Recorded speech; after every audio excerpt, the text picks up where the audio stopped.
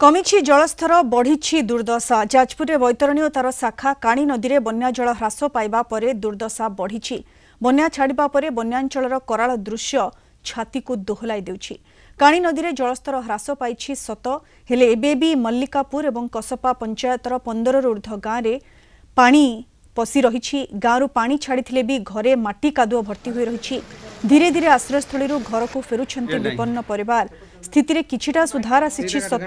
किंतु विपन्नक दुर्दशा 2 गुण बढ़ी जाइछि। रास्तारू पानी कमी थिबारु यातायात एवं सामान्य स्वाभाविक हो पारिछि। विभिन्न समाजसेवी संगठन पक्षर बन्या विपन्नक औषध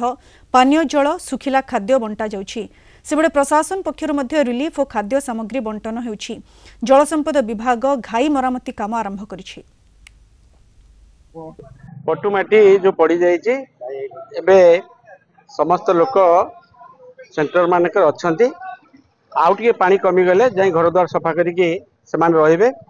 काली माननीय मंत्री आसी बुलाबुली कर सब कथा जाइछंती कौन से कार्यक्रम हाथ को नौचंती केमिति ढंगरे ये बन्या को से नियंत्रण करिवे आमे सेतिकी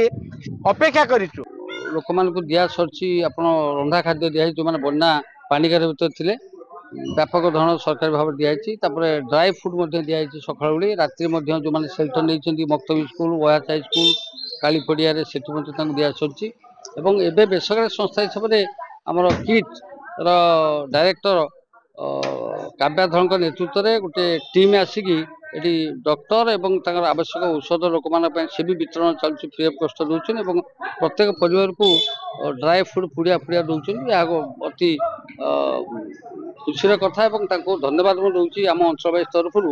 किट्रे एभली प्रयास अशेष धन्यवाद लोक उपकृत हो विशेषकर किट्र प्रतिष्ठाता डॉक्टर अच्युत सामंत को मो तरफ अंचलवासी तरफ अशेष अशेष धन्यवाद ज्ञापन कर। पानी बहुत कमी नदी पानी कमी तथा आउ फुटे दीप न कमिले आम घाईर पानी बर्तमान बालिबसा पकड़ स्टार्ट हो तथा आज दिन सारा जहाँ भी पानी किसी फ्लो आज जलमग्न रही सब पंचायत आम फ्री किचेन चलती सब जगह काली जोड़ा समर्जेन्सी होता